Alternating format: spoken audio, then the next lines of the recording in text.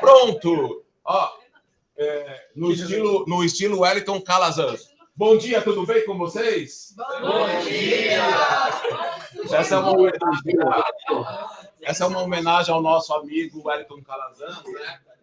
Ele também faz parte do grupo. Quem capitaneia o grupo Geoforça é o Rubem Gonzalez. O Renato Cruz está sempre na retaguarda e o Moacir também, sem sombra de dúvida, né? O coadjuvante aqui sou eu.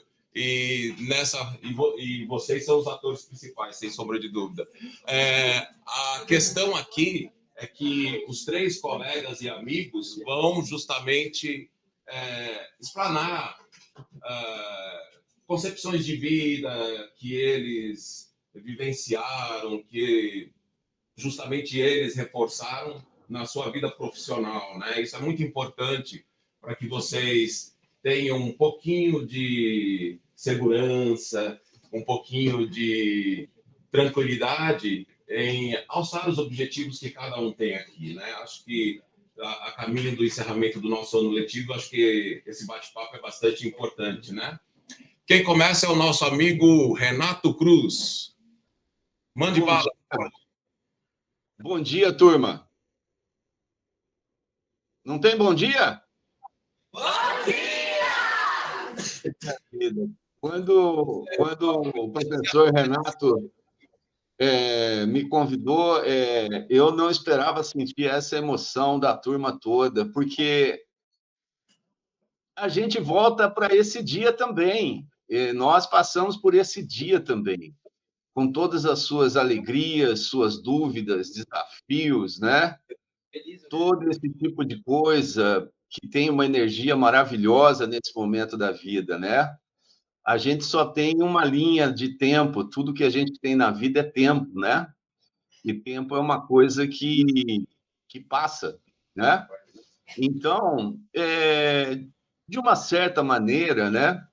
Eu não sabia do formato da live, mas eu tive uma educação muito privilegiada. O país, nosso Brasil, ele teve momentos muito privilegiados que eu pude usufruir, né? Antigamente, você escolhia uma carreira e as coisas eram muito sólidas. Você sabia que você ia entrar aqui e lá na frente ia sair lá. E hoje as coisas são muito líquidas, são muito evaporadas, as coisas são muito pelo dia, né?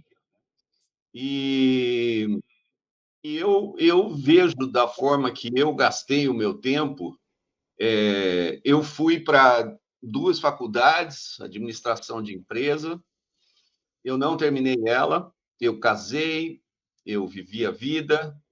Depois, de uma certa altura, eu voltei para a faculdade, eu fui fazer tradução e intérprete. As situações que eu me coloquei na vida me obrigaram a falar outros idiomas, mudar de país, e esse tipo de coisa, mas sempre com a minha família, né? De uma certa forma, a gente lida muito com sonhos, né? Todo mundo quer ser alguma coisa, né? Todo mundo quer ter sucesso, todo mundo quer ter, seja lá o que for, nas dúvidas que vocês estão, em que carreira seguir, o que fazer, né? Eu tive, assim, uma vida que, se eu parei para colocar no papel aqui, eu fiz tanta coisa, mas tanta coisa, que dá mais ou menos assim umas 30 a 40 atividades profissionais, em experiências em diversas áreas, desde vender batata até vender catéteres, equipamento para operar coração, e conheci diversos universos de pessoas, e esse tipo de situação. Mas eu quero fazer uma proposta para vocês agora, sobre sonhos, né? Sobre sonhos. Vamos supor, cada um de vocês, na sua mente, suponha que você é Deus. Suponha que você tem todo o poder da eternidade na sua mão. que você tem todo o poder de sonhar qualquer sonho que você queira sonhar toda noite. E você pode deitar e você tem todo o tempo para sonhar. Qualquer quantidade. Você pode sonhar 1 ano, você pode sonhar 10 anos, você pode sonhar 80 anos. E você pode ter qualquer carreira que você queira. E você, como Deus, você deita e, bom, eu vou ser um médico. E esse sonho é incrível, porque você se forma, você tem intuições sobre como resolver uma doença e outra, e, de repente, você é palestrante, você é solicitado para ir dar palestras num país, em outro. Você decide uma outra profissão, astronomia, e, como Deus, você visita vários planetas, sistemas solares, estuda buracos negros e tudo, e, de repente, pá, você acorda. E você decide ser um excelente professor, e, de repente, você está em Uberlândia e você é o Renato, dando aulas incríveis, sendo amigo e esse tipo de coisa. Ou você decide ser um topógrafo, viaja o Brasil todo, conhecendo todas as peculiaridades do Brasil. Cada noite você tem 80 anos em uma noite para sonhar, né? E assim você vai, carreira por carreira, carreira por carreira. Mas depois de 30 dias, você fala, porra, eu já estou entediado. Eu já estou meio entediado. Eu acho que eu vou querer sonhar alguma coisa mais diferente, né? E você introduz no sonho algum perigo, e, de repente, você começa a sonhar coisas parecidas com os filmes que você já assistiu. Você vai para o Antigo Egito, você vai lutar batalhas, você vai para a Grécia, você vai resgatar princesas do dragão, você vai para a história medieval, e sempre com esse ato heróico de você estar em perigo e sempre se livrar, e, no final, você acordar, né? Mas, mesmo assim, depois de um tempo, você fala, bom, está ficando entediante de novo, né? E aí você sonha um sonho do tipo assim, eu vou sonhar, mas vou saber que no sonho o sonho é verdadeiro. Eu não tenho a possibilidade de voltar. E aí você entra nesse sonho e as coisas ficam cada vez mais excitantes, né? Porque pode acontecer de tudo, nada mais está sob seu controle. E você pode sonhar e sonhar, e você pode ser uma pessoa extremamente pobre, enfrentando dificuldades, e você pode também sonhar que teve câncer, está num hospital, teve um ataque do coração, doença que você lida, dificuldades e todo quanto é tipo de coisa, e, de repente, pô, você acorda e fala, uau, essa daí foi do caramba, né? Fala, meu Deus, olha só o que eu sonhei. E, mesmo assim, você fala assim, não, eu quero alguma coisa mais desafiadora. E, nessa noite, você vai deitar, e, quando começar o sonho, você vai encontrar um botão na sua frente escrito assim, surpresa. Aí você aperta esse botão e você está sentado exatamente aí onde você está, com todas as situações que você tem, com todas as dúvidas, com toda a alegria. Você está aqui, numa quarta-feira, 7h30 da manhã, conversando com 3 velhos, mas a gente é garoto também. O garoto existe dentro de nós, igual a vocês. Eu escolhi essa história porque ela faz uma ligação com Deus. Ela faz uma ligação metafísica, ela faz uma ligação com o divino.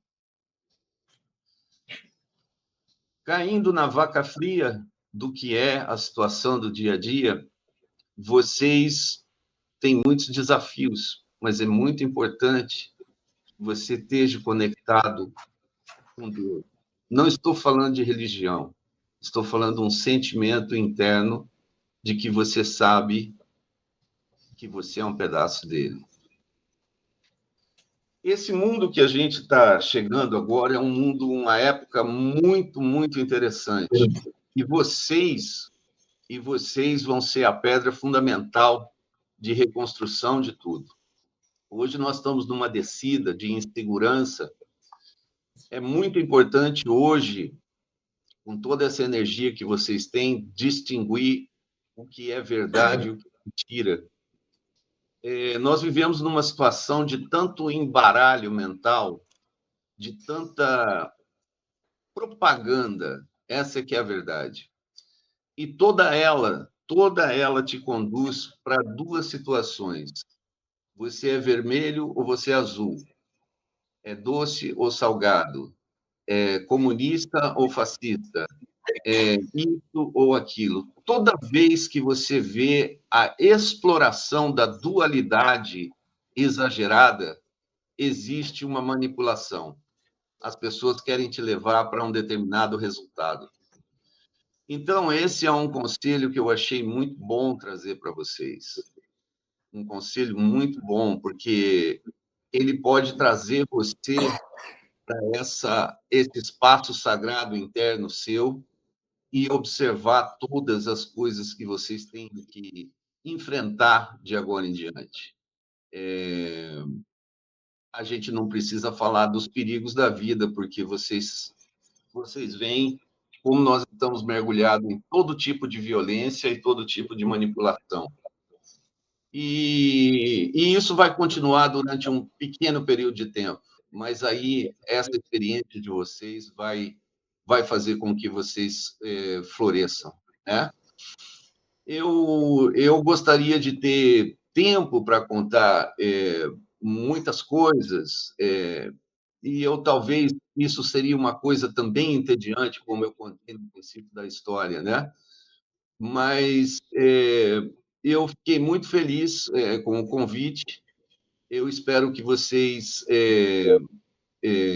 sejam realmente amigos, porque a minha turma de amigos de escola, nós estudamos do primeiro ano primário até o terceiro ano do segundo grau.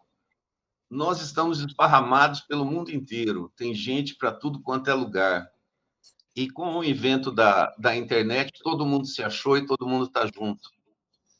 Vocês vão se dividir, cada um vai para um lado, espero que todos fiquem na mesma cidade, mas sempre mantenham contato. Eu tenho contato até com os meus professores, alguns deles já se foram, outros estão aqui. E essa é a sabedoria, é ligar o tempo. O que nós estamos fazendo aqui é uma ligação de tempos, né?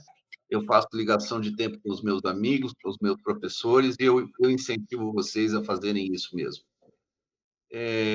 Eu agradeço a presença, eu vou passar a bola para algum outro sonhador aqui, eu não sei se é o Moacir ou o Rubem, mas a bola vai com vocês. Renato, muito obrigado. Parabéns, meus novos amigos, o mundo é seu. Obrigado também. Muitíssimo obrigado.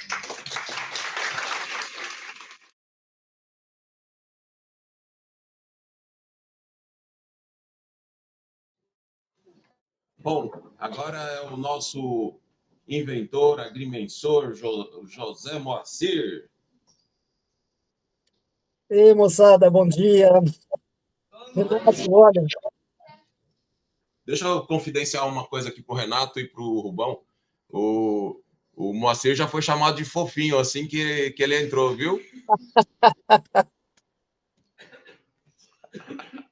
Eu levanto a barriga aqui, eu ganho dele. Exato. Vamos lá. Olha aqui, ó. Eu não tenho barriga.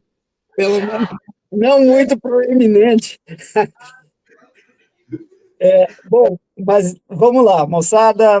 É um prazer grande realmente estar aqui com vocês. quando o Renato me convidou, eu fiquei na dúvida, de, pô, o que eu vou falar, né? E o troço mais chato que existe é um velho querendo dar conselho para meninada.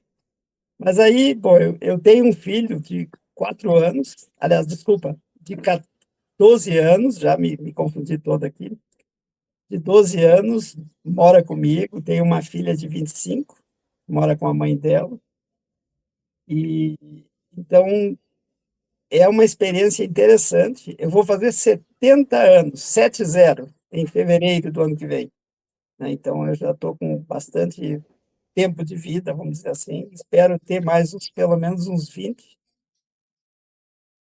até onde eu puder chegar com saúde, né? Que é uma coisa importante.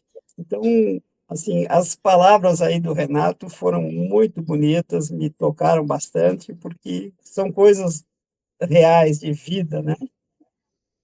E o que que eu posso falar para vocês? Posso falar que eu trabalhei muito desde cedo, né? Minha família tinha condições de vida assim boas, vamos dizer, mas nada demais. Naquela época, a, a vida era diferente de como é hoje. Eu tinha como vizinhos pessoas adultas com famílias, tinha lá um senhor que era vidraceiro, consertava vidros em janelas e coisas do gênero, tinha um sapateiro, tinha um barbeiro que cada vez que cortava o meu cabelo dava um corte numa verrugazinha que eu tenho bem na linha do cabelo, no pescoço atrás. E, bom, era uma vida tranquila, assim. A maioria das pessoas não usavam carro nem nada, não tinham, mas tinham uma vida relativamente boa, uma vida honesta, com dignidade, não tinha favela, não tinha nada, era um bairro normal que seria a classe média na época. E aí a vida foi evoluindo, eu comecei a trabalhar muito cedo, por vontade própria, e depois comecei a estudar à noite, trabalhava durante o dia todo, fiz escola técnica, depois fiz uma parte de engenharia civil, fiz 4 anos, acabei não formando, porque circunstâncias da vida. Eu comecei numas férias deixa eu ver, 50, foi 78, acho, não me lembro. É, eu fui para o Nordeste, fui para João Pessoa, fazer a empresa onde eu trabalhava como estagiário de engenharia civil, me convidou no final do ano para passar as férias trabalhando em João Pessoa, na Paraíba. Naquela época, o Nordeste que eu conhecia era só o Nordeste daqueles livros didáticos, aparecia lá um coqueiro, um jangadeiro, e muito mais do que isso não aparecia. Então, para mim, era uma coisa totalmente diferente, um mundo diferente. A televisão não mostrava o Nordeste. E, bom, aí fomos em 5 caras, 5 estagiários, numa Kombi de Porto Alegre a João Pessoa. Foram 5 dias de viagem.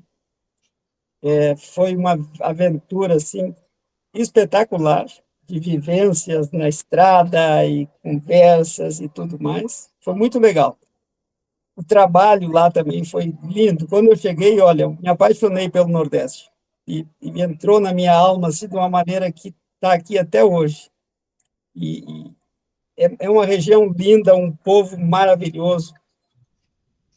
Eu trabalhei um período lá, de 2 meses e pouco, em João Pessoa mesmo, praticamente na beira da praia o tempo todo.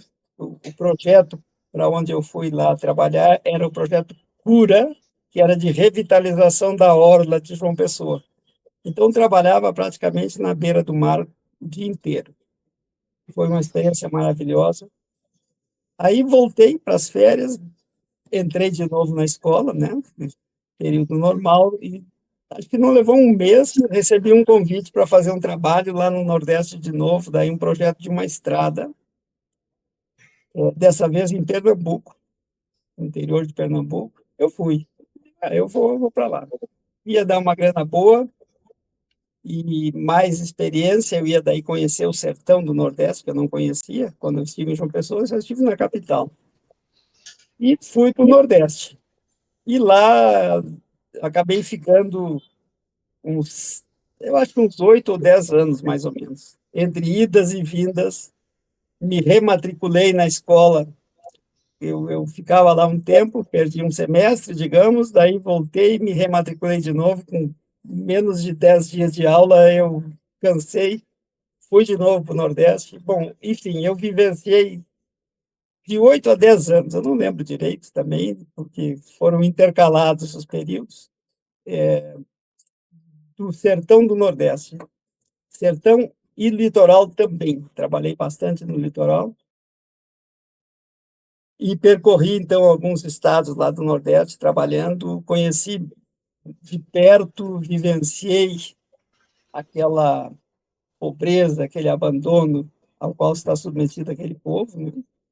Teve uma casa lá que eu aluguei, perto de Garanhuns, e a metade de trás da casa tinha desmoronado. Foi a única coisa que nós conseguimos alugar lá na cidade. Essa era uma cidadezinha pequena. A energia elétrica era com gerador, funcionava das 6 horas até as 8, um motor a diesel, um gerador. Passou desse horário, não tinha energia elétrica no lugar. Um lugarzinho bem pequeno. Mas um povo, assim, maravilhoso, né? Um povo trabalhador. Qualquer conversa que façam de dizer que nordestino é preguiçoso é mentira. Tem gente preguiçosa e gente trabalhadora em todo lugar. O que mais me marcou nesse período, e é isso que eu queria passar para vocês, é a parte humana, a relação de pessoa para pessoa. Isso é o mais importante na vida. Como tu és como pessoa e como tu te relaciona com as pessoas. Relacionamento assim de coração, de olho no olho, isso que é importante. O resto, aparecer bonitinho ou bonitinha na festa, na internet, hoje em dia, no meu tempo não existia nem computador, quando eu era mais rapazinho. Eu tive a oportunidade de vivenciar o lançamento do Windows, me lembro até hoje, um amigo meu que trabalhava nessa área de computação, de máquinas grandes, né, os mainframe, ele um dia me chamou, Moacir, comprei aqui um Windows, né, que foi lançado agora, e que antes era, como é que é? Esqueci agora o nome do processo. Deu, sei lá, não me lembro mais agora, mas é o mesmo de hoje, ainda, só que não tinha essa interface, né, de teclado, tela e tudo isso, não existia. Aí ele me chamou, instalou o tal Windows lá num computador, que era uma caixinha, parecia uma caixa de sapato, numa tela de televisão, como monitor. As gravações se faziam numa fita cassete, que muitos de vocês não sabem nem o que é, talvez. Uma fita magnética de acetato, com substrato lá de ferro e outros materiais que gravam coisas. Bom, então, eu passei por essa situação toda, passei pela toda a transição tecnológica, tudo que para vocês hoje é normal, é intuitivo, para mim não existia isso. Então, foi criado, posso dizer, pela minha geração, a parte de computação, tudo isso. Quando eu fiz ICC, que era Iniciação à Ciência da Computação, na Faculdade de Engenharia, eram os cartões perfurados, cartão, sei lá, acho que tinha uns 7, 8 centímetros por 10, 12, ou coisa assim. Então, tinha um monte de furinho. Cada furinho daqueles é como se fosse um bit, digamos assim, a posição dele definia se era A, B, C, ou que número era. Então, um programa de computador que hoje teria aí sei lá, por exemplo, um programa que dissesse assim, olá, bom dia, bem-vindo, digamos, gastavam uns 40 ou 50 cartões daqueles. Então, era uma dificuldade. Eu trabalhava com uma máquina Facite de calcular, uma máquina manual. Se vocês tiverem curiosidade, depois entrem na internet aí, vejam máquina Facite manual, calculadora. É uma coisa totalmente mecânica. E estamos aqui hoje fazendo essa reunião com toda essa tecnologia que temos hoje em dia. Mas o que importa mais do que qualquer coisa é a parte humana, é o relacionamento entre pessoas, aquilo que o Renato falou dos amigos, de colegas antigos que eles se relacionam ainda hoje. Eu tenho também, mas muito menos do que eles, eu tenho uns 4 ou 5, talvez, não passa disso, em que eu realmente são amigos do coração, assim. E isso é muito importante porque vocês agora estão começando a vida, os amigos, eles são uma das partes, digamos, mais importantes da vida da gente. Mas é aquele amigo, que o nome diz, não é aquela pessoa com quem tu te relaciona de vez em quando, conversa e tudo, mas a amizade mesmo é uma coisa importante. E essa amizade só vai existir se houver relacionamento humano verdadeiro, com coração, com emoção. Quando eu digo coração e emoção, não é de jeito nenhum a parte de relacionamento interpessoal, de sexo, nada disso. É coisa de amizade mesmo. Existe amizade de homem com homem, amizade de homem com mulher. Existe, sim. E a questão do trabalho, digamos, hoje está diferente, mas, enfim, eu vivo hoje também, eu sei o que é. O trabalho, ele é extremamente importante. Juntamente com o relacionamento de amizade, todo o trabalho é das coisas mais importantes da vida. Muito ou tanto quanto um relacionamento afetivo com uma mulher, com um homem, coisa parecida. O trabalho é muito importante, porque é o trabalho que vai dar para vocês a segurança, a autossuficiência. Quando eu digo segurança, não é nem a segurança de receber um salário ou um honorário ou coisa parecida no fim do mês, não é isso. Mas também é isso. A segurança é a segurança de poder próprio, de saber, olha, eu posso, eu me garanto, eu me viro. Se o mundo parar hoje, eu consigo arrumar comida no mato ou coisa parecida. Eu estou falando agora de mim, eu consigo, porque eu fui criado e me acostumei a fazer isso. Então, e essa segurança é uma coisa importante na vida. E eu digo para vocês, procurem aprender coisas diferentes, não só as coisas de uma profissão para onde vocês vão se encaminhar, talvez, mas aprender de tudo. É muito importante essa multifuncionalidade, vamos dizer assim. Isso aí dá poder pessoal, dá autonomia, isso aí vai garantir vocês em qualquer circunstância. Hoje o pessoal chama de resiliência, né? E é uma palavra boa, coloca bem essa situação.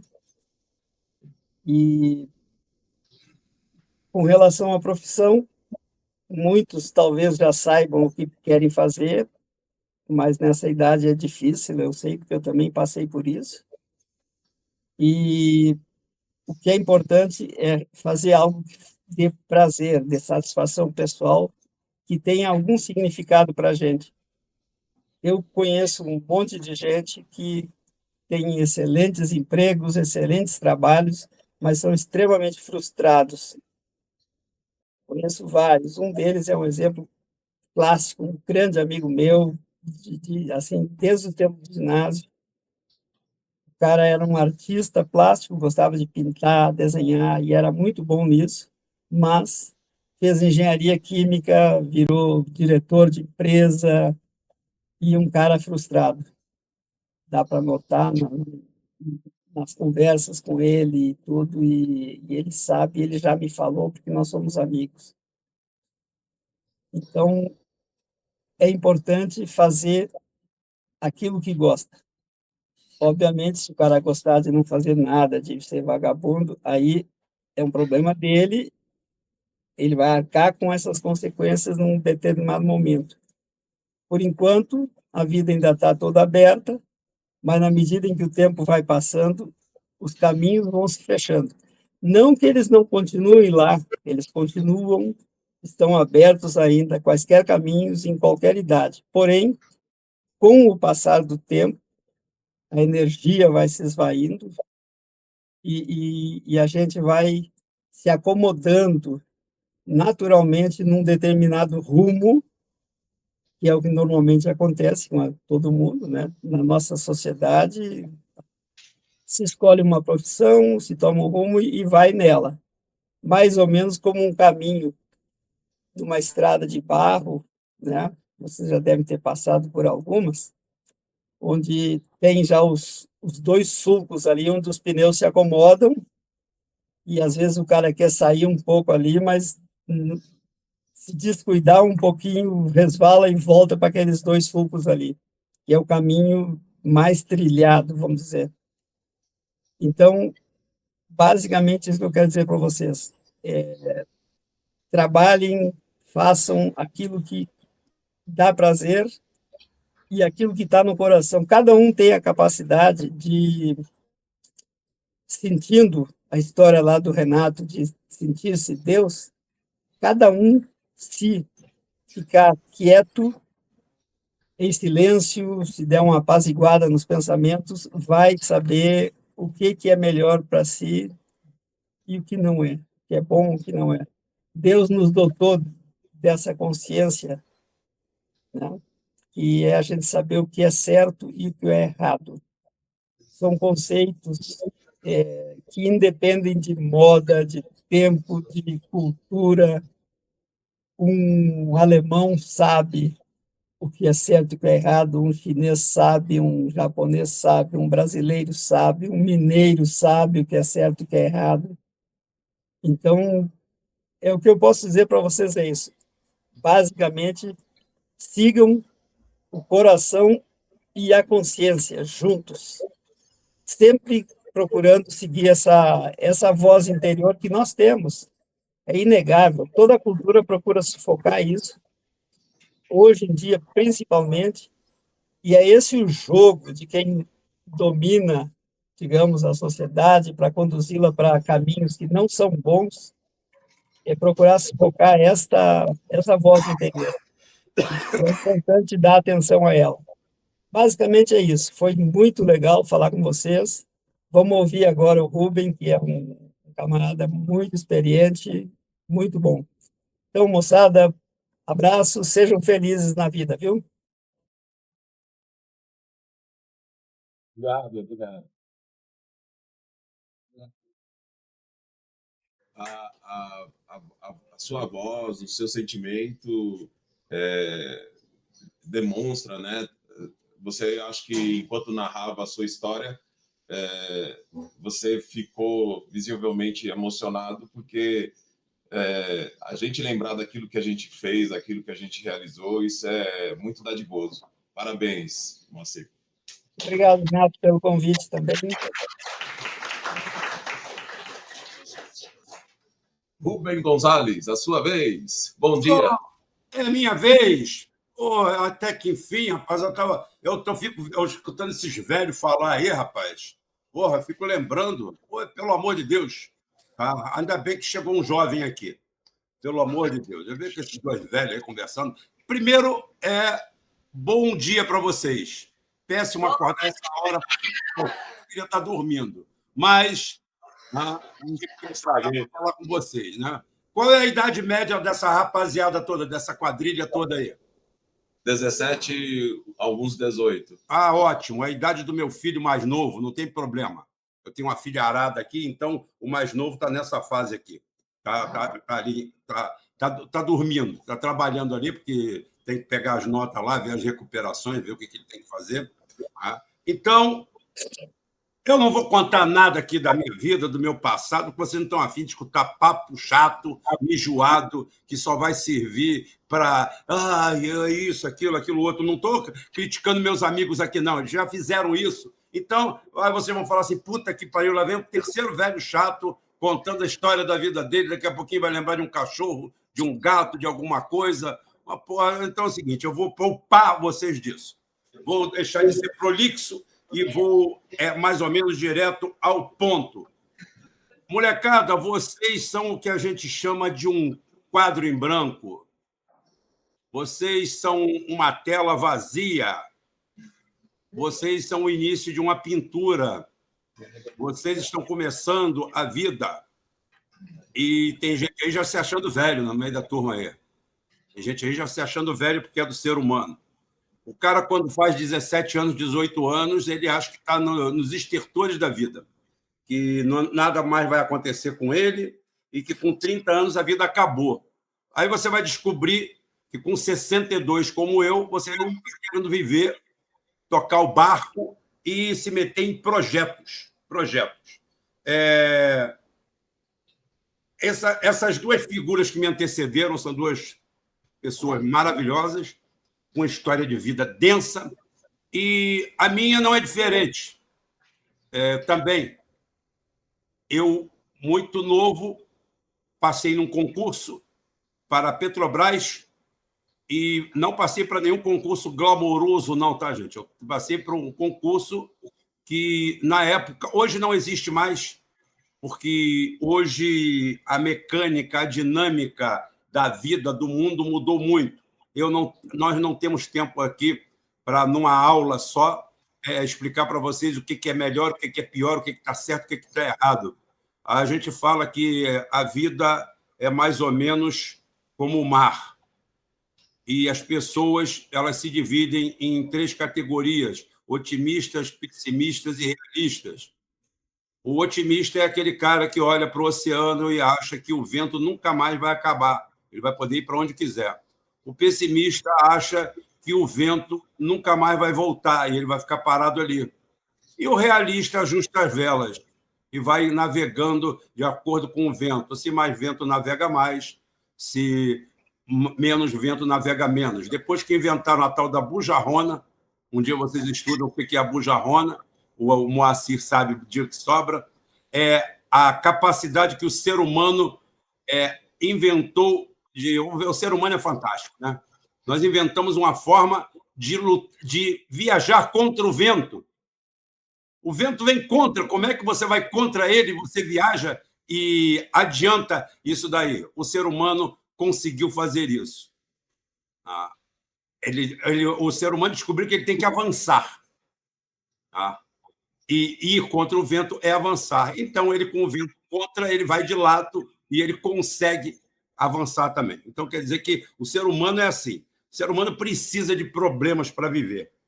Como vocês têm um caráter em formação, eu vou deixar aqui algumas coisas rápidas e depois, se alguém quiser fazer alguma pergunta... Eu trabalhei 23 anos na Petrobras, trabalhei 16 anos embarcado, uma plataforma de petróleo. É uma atividade que não é comum, você não vai achar quase ninguém na esquina que fez isso. É difícil, é raro. Antes disso, eu joguei futebol, pensei até em me profissionalizar, mas salvei o mundo de ver mais um perna de pau, nem perna de pau. Eu era tão ruim de bola que eu era goleiro. Eu jogador de futebol que não é jogador de futebol, né? Estraga prazeres.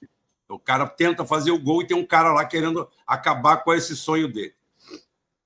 Mas eu vou deixar aqui alguns tópicos para vocês nessa breve aula, que pode se repetir a qualquer momento, em qualquer atividade extra-classe aí, a gente pode conversar. Então, eu quero deixar alguma coisa aqui. Vocês, como eu falei, vocês são um quadro em branco. E eu não adianta dizer que no meu tempo era melhor, que no meu tempo era pior, porque senão eu vou estar naquela mesma situação, ou vento de mais ou vento de menos. O que vocês têm é a realidade. Então, a realidade, eu vou passar para vocês alguns tópicos. Tá? Como eu falei, com 15 anos, com 16 anos, a gente acha que com 30 a gente não tem mais nada para fazer, e com 30 você começa muitas vezes as coisas. Com 40 você começa... Tem gente que começa a estudar com 50 e tem uma vida plena depois disso. E até os 50 não estudou, não fez nada. Então,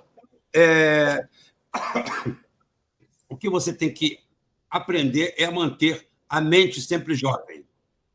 A mente é igualzinho ao fisiculturista, aquele cara que toma whey protein, que fica com aqueles banners lá do lado ali, normalmente não gosta muito de mulher, não gosta muito de namorada, ele só fica em academia.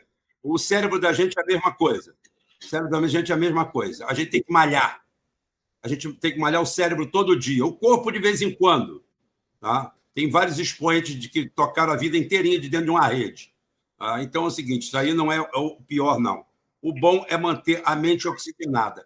E a mente oxigenada você é com boa leitura, com curiosidade e com discernimento. Discernimento. Você tem que tomar cuidado com o que você está lendo.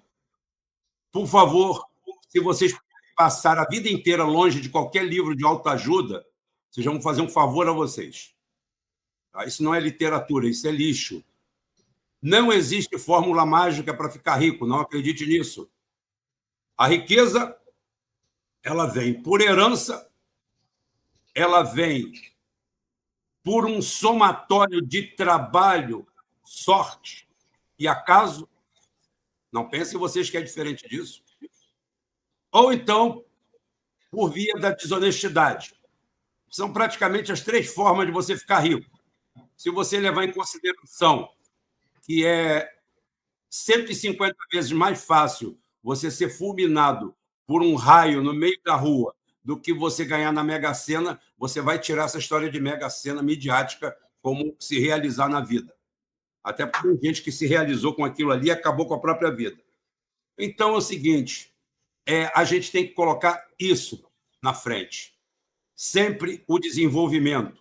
Agora, o desenvolvimento ele tem que acontecer de uma forma que você não pode deixar. Nunca, aprendam hoje, aprendam. Tá? Nunca deixe de contestar as coisas. Contestar as coisas no bom sentido.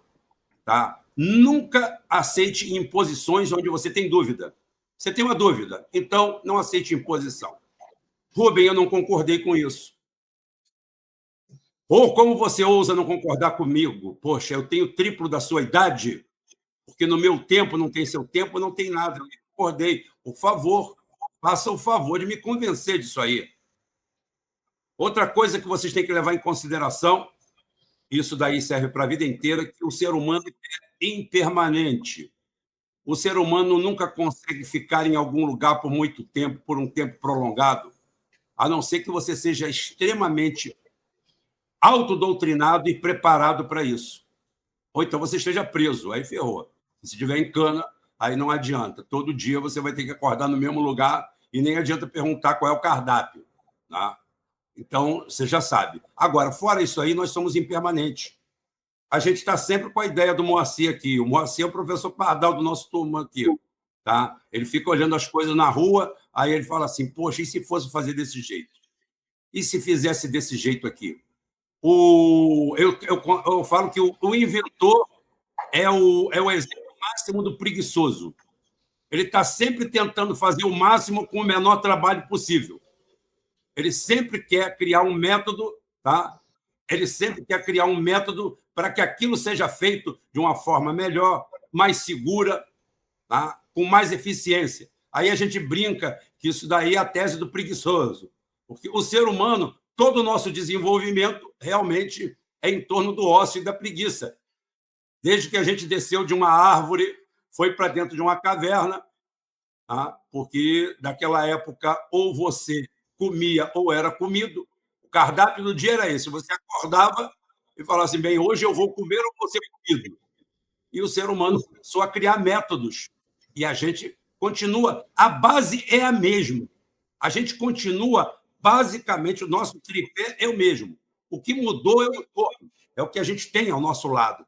Então, você tem que saber que é o seguinte: não deixa ninguém dizer que você não pode fazer uma coisa. Você pode, sim. Não por teimosia, por convicção. Se você quer fazer, você vai fazer. Você tem que tomar cuidado com todas as corporações modernas, porque nós somos algoritmos. As pessoas colocaram a gente como pontos, como traços. E a coisa mais divertida que tem no mundo é driblar o algoritmo. É deixar de ser gado, é deixar de ser manada, é deixar de fazer aquilo.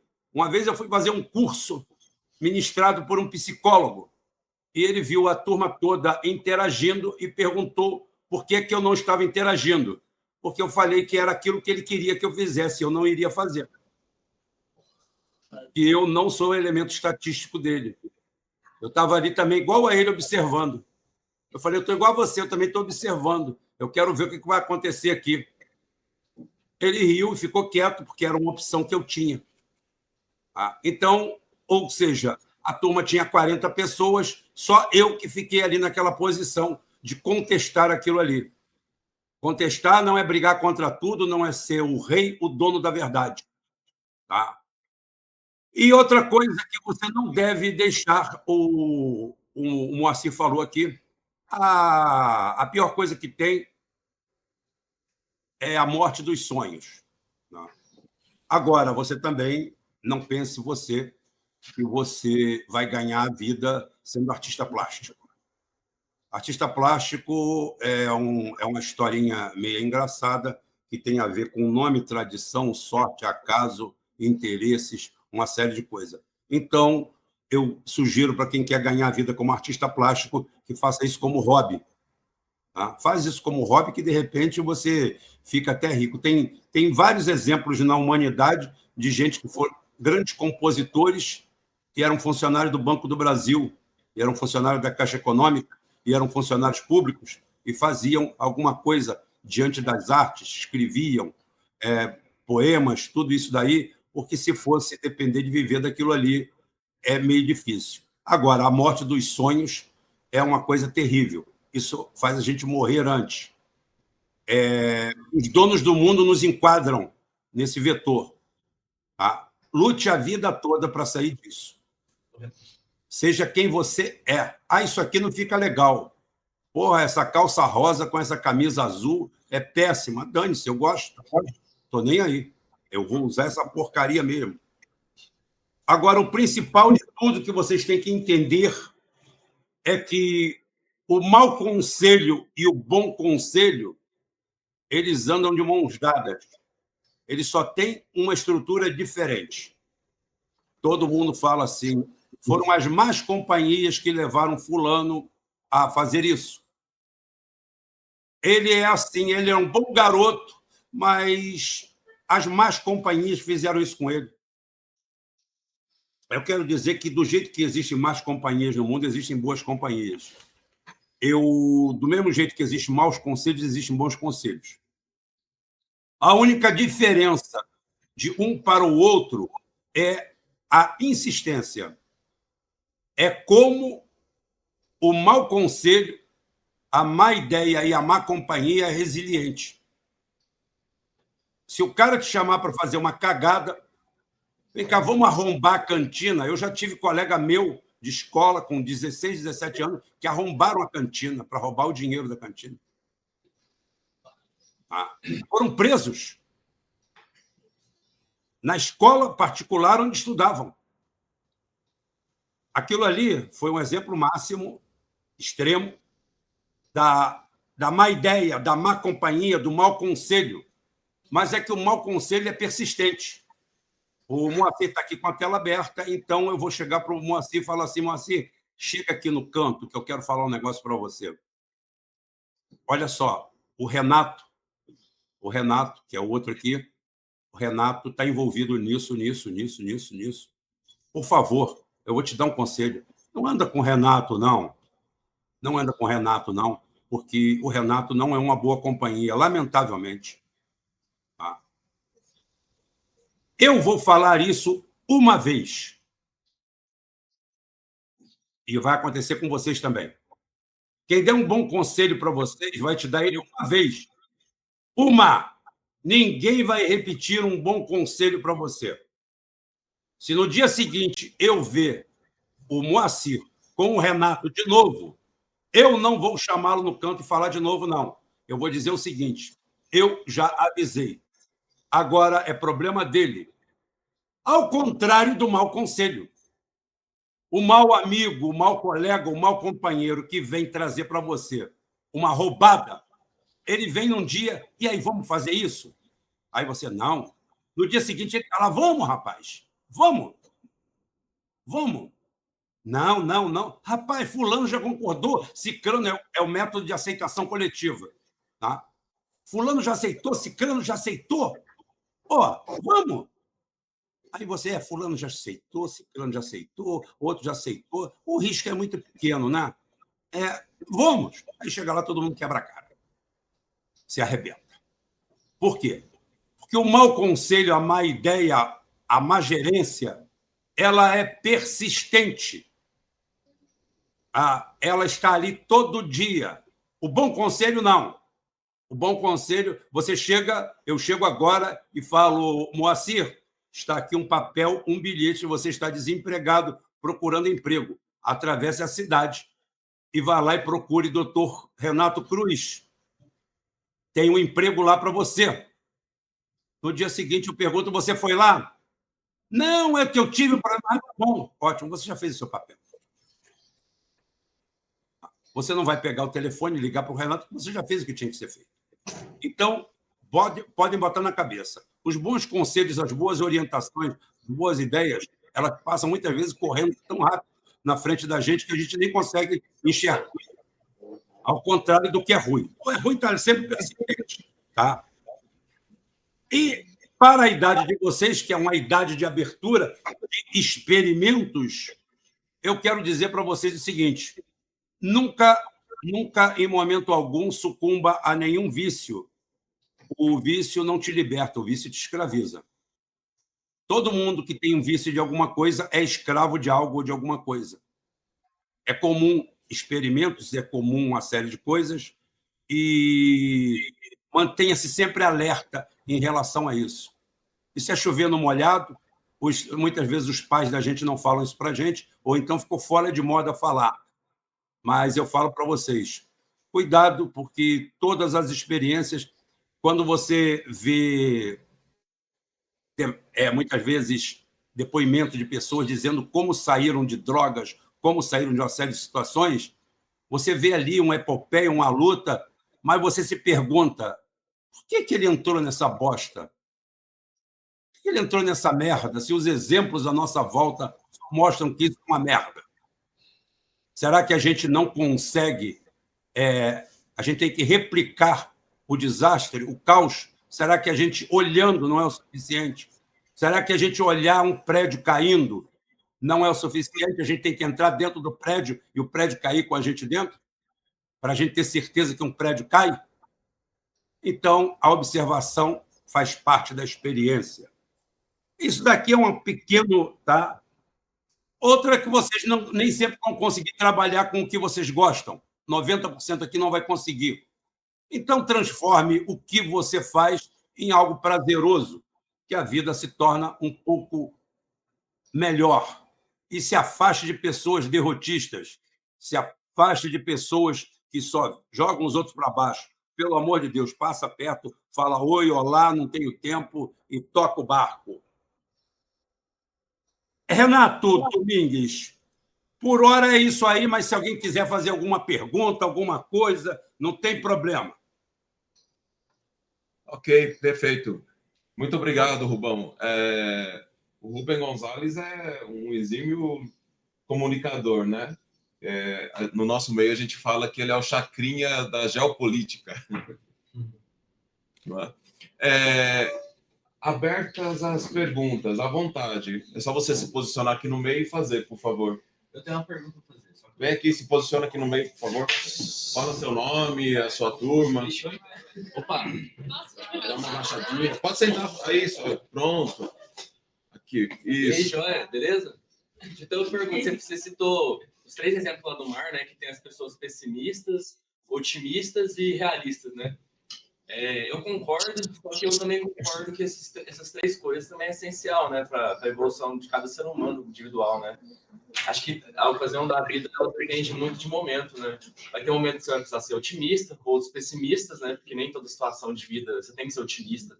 Outras realistas, né? Então, eu acho que essas 3 coisas é essencial. Eu achei aquela ideia do mar legal, achei da hora. Seu nome? Felipe. Felipe. A gente não pode confundir nunca, Felipe, otimismo com idiotice. Às vezes está sendo idiota e acha que está sendo otimista.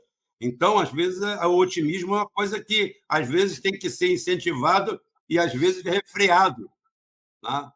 Se você olhar no começo do século, quando o homem queria começar a voar de qualquer jeito, o que teve de otimista morrendo, tem um clássico que tem a filmagem, que o cara inventou um paraquedas e foi pular da Torre Eiffel, conseguiu lutar na justiça, e a única coisa que ele fez foi desabar e morrer com a queda. Então, era otimismo demais, com ciência. Mas é isso aí mesmo. Uma boa. Obrigado. João Carlos, posiciona aqui mais um pouquinho para a sua... Isso. João Carlos agora. Meu nome é João Carlos. Eu queria te perguntar. Para quem? Para o Rubem Gonzalez. Ele tinha falado que não gostava de comentar muito da época passada, que era melhor ou não, de não ser saudosista, e dos donos do mundo que querem alienar a gente. Mas você percebe essa alienação do passado e... Não, vou reformular a pergunta. Você percebe que, hoje em dia, a sociedade é muito mais alienada do que no passado? Por conta de rede social, de tecnologia e tudo mais? Sim, porque os inputs, as entradas que você tem são maiores. Você tem muito mais interfaces. Então, a manipulação, ela hoje é metódica, ela é científica. Na nossa época, era um pouco mais empírica. Não é que ela não deixasse de existir, mas era um pouco mais empírica. Hoje, não. Hoje é uma ciência aplicada por várias plataformas, onde o multiconhecimento, a multipolaridade te leva a isso. Então, muitas vezes você está defendendo uma pessoa. Tem um filme, não sei se o Renato lembra, ou o Moacir aqui, tem um filme muito interessante, que é sobre uma empresa petrolífera que vai para uma cidade do interior dos Estados Unidos, uma comunidade pacata, feliz, e vai lá comprar as terras. E o pessoal se opõe. E aparece lá um ecologista, defensor do meio ambiente, defensor das pessoas, defendendo os interesses das pessoas, e aquilo vira um debate acalorado, e você vai pegando o tom do filme, vai pegando, e no final você descobre que aquele cientista, aquele pesquisador, é empregado da mesma empresa que está comprando tudo lá. Isso aí você tem que ver o nível de sofisticação que existe na manipulação da mente humana, tanto individual quanto coletivamente. O cara consegue comprar a oposição, consegue te vender que aquele cara está fazendo o melhor para você e, no entanto, os dois trabalham para ele. É a forma de manter o controle da massa, né? Você controla dos dois lados. É um sistema fantástico.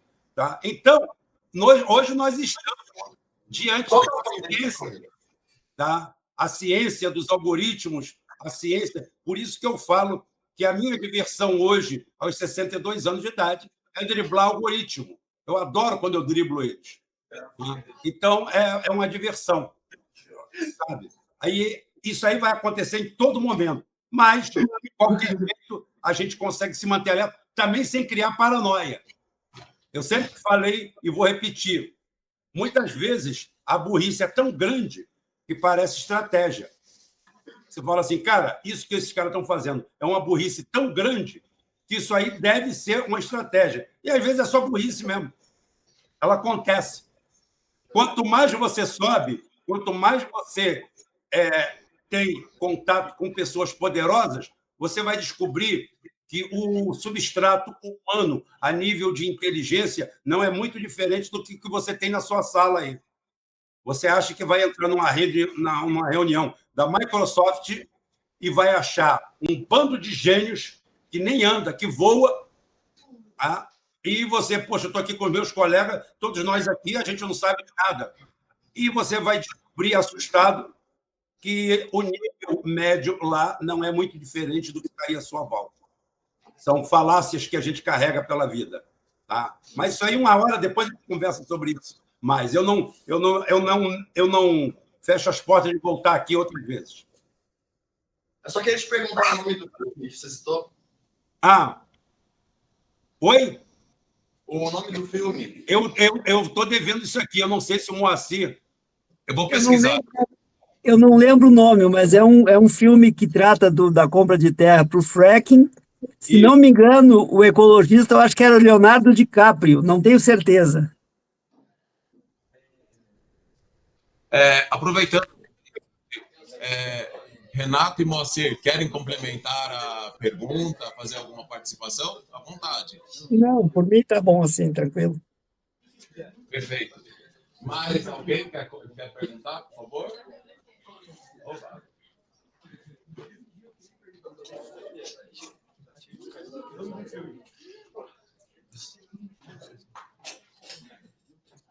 Oi, meu nome é Ana Júlia e eu queria fazer uma pergunta para vocês em relação, por exemplo, a pessoa ela é muito chegada ao arte, cinema, enfim, ela gosta de uma área mais artística, porém por segurança ela quer em uma área que é mais segura, digamos assim, fazer uma faculdade mais segura, aquela faculdade que dá dinheiro e a faculdade que não dá dinheiro. Só que você falou, né, que pode deixar as coisas que a gente gosta, como hobby, etc.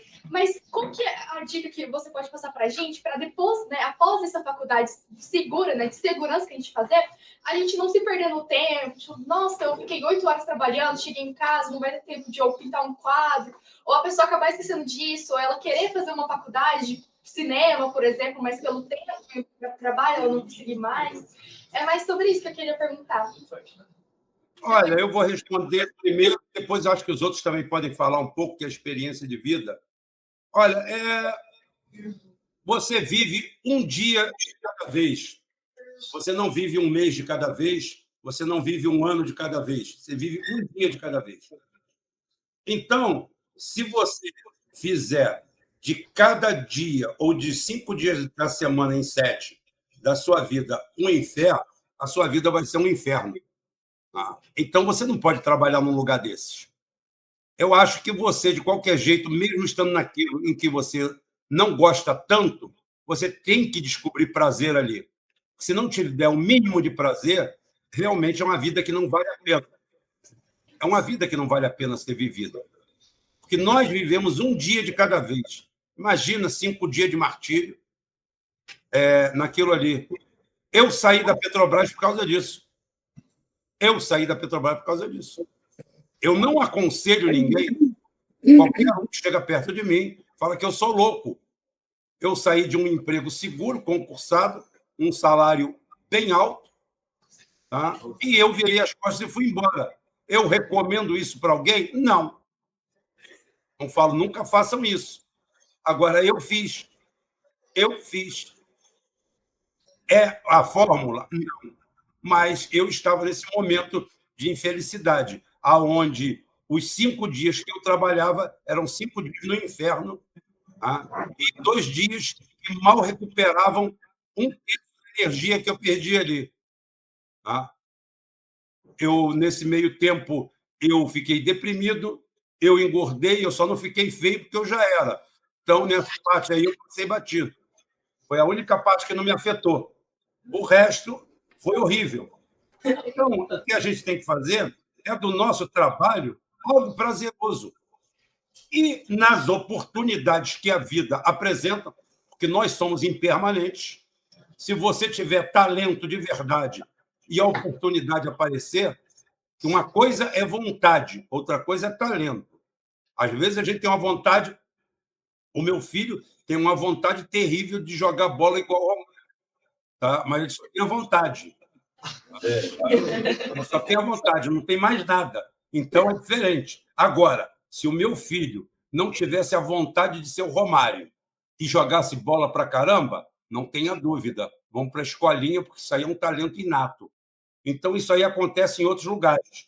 Então, se você tem a chance disso daí, ótimo. A gente também tem que confundir, não confundir. Então, a gente gosta, É o final da escola.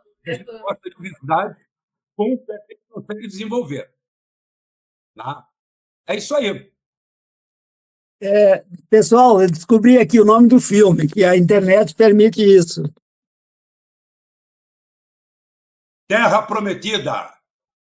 Tem esse outro aqui também, ó. Gasland. Oh, yeah. Minha terra, Então, maravilhosa. eu pensei que fosse com o Leonardo DiCaprio, é o Matt Damon.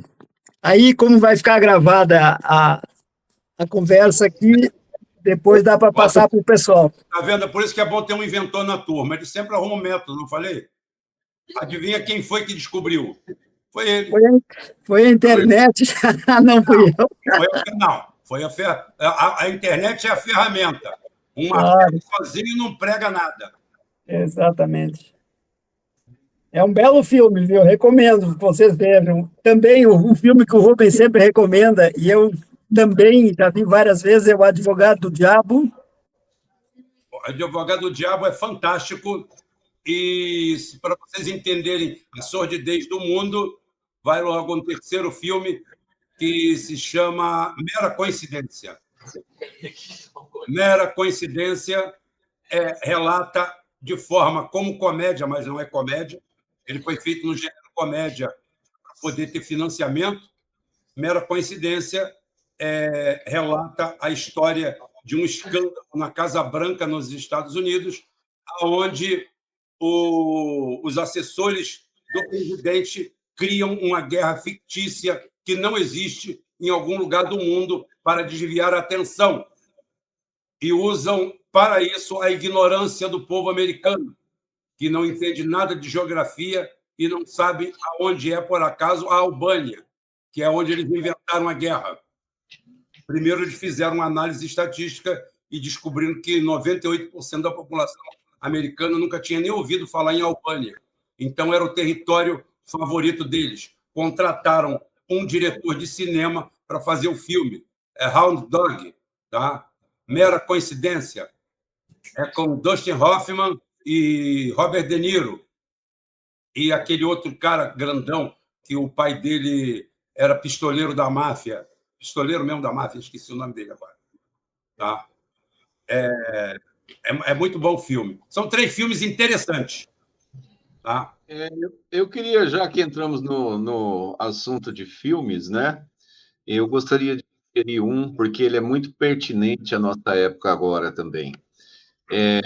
É um filme antigo, né? Vocês não tinham nascido, mas ele é muito atual e não é muito divulgado mais. Se chama Inimigo do Estado, com Will Smith. Inimigo do Estado é uma predição do que nós estamos vivendo agora, né? Esse é um filme que pode te colocar centrado e avaliar como que todo mundo que está falando foi posto na boca dele via mídia aberta, de canais abertos, via mídia Instagram, via TikTok, via tudo, né? Assistir Inimigo do Estado e depois parar para pensar e ver o que você está vivendo é exatamente aquela realidade. Entender a relação de poder entre governos, isso é uma coisa que o Rubem lê muito bem, elas são hoje tão medievais quanto foram nos velhos tempos. As relações de poder são pragmáticas, são ímpias, ela não considera o ser humano como ser humano. O que a menina aí que falou, olha, a carreira que dá dinheiro e a carreira que não dá dinheiro, tudo é reduzido a isso. E você tem que preservar a sua alma. Você tem que preservar a sua alma dessa. O sistema é desenhado exatamente dessa forma, para que você seja conduzido a dar retorno, a ser usado e você, às vezes, não tem a opção de vender o seu tempo da maneira que você queira para obter os seus objetivos pessoais que estão fora do trabalho, como uma casa, estruturar um casamento, seja lá o que for. E, como eu te falo, você precisa sempre cultivar o seu espaço sagrado de discernimento das coisas, porque o volume de propaganda que nós estamos submetidos é enorme. Eu consigo, nós, do grupo nosso aqui de amigos do Rubem Gonçalves, a gente consegue visualizar muito bem as manipulações e esse tipo de coisa, né? Mas quem está metido... Renato, pior do que a propaganda é a grande propaganda que não é propaganda, né? Sim, só um pouquinho. Renato, desculpa, Rubem também. Aproveitando aqui a oportunidade para o pessoal conhecer o Geoforça. O Renato depois vai passar as dicas aí para eles. Eu acho que é interessante ter essa moçada nova lá. Oxigênio, precisamos. Me perdi onde eu estava. Nem sei o que eu estava falando. A manipulação na alma, não perder a alma. Não perder a alma. Um negócio importante. Manipulação da propaganda. A tecnologia, ela é muito boa. Hoje, você tem acesso a informações em inglês, em espanhol, em alemão, seja lá com chinês. Você apenas precisa tocar no botão e escrever traduzir, e aparece na sua página. Você pode entrar no pensamento de outras culturas, ter outras visões. Eu, quando comecei na internet, foi em 98, efetivamente em 98, já tinha contato com o computador em 96, mas em 98, efetivamente, eu entrei na internet. Era a coisa mais fantástica do mundo. Você obtinha informações, não existiam fake news. Você obtinha informações históricas. Hoje, o Google é completamente manipulado por algoritmo. Tudo o que venha desse pessoal, ele tem uma função de provocar comportamento nas pessoas, né? Nós temos hoje uma saída muito boa, que é o Telegram, que vocês deveriam explorar por assuntos, por canais. Logicamente, lá existe muita baboseira também, mas cabe a você começar a procurar e separar, porque lá é o último ambiente livre que a gente efetivamente tem para se informar, né? Outra coisa importante de manipulação é teorias da conspiração. Procure se afastar disso o máximo que você possa e se aproximar o máximo da história, a história verdadeira. Por quê? Porque a teoria da conspiração, ela lida com fatos que são verdades, meia-verdades e mentiras. E ela tem um único objetivo, que é demonstrar que você não tem capacidade para lutar, que não adianta se associar com ninguém, que não adianta saber, tudo está predestinado, tudo é culpa do judeu, é culpa do maçom, é culpa dos Illuminatis, é culpa... E se você entrar nesse mundo, a única coisa que você vai fazer é castrar o seu pensamento. Você vai deixar de aprender. Comunicação é muito importante. Oratória também é muito importante. Você saber falar bem e você saber se expressar bem. É uma arte. Você pode pegar curso disso aí.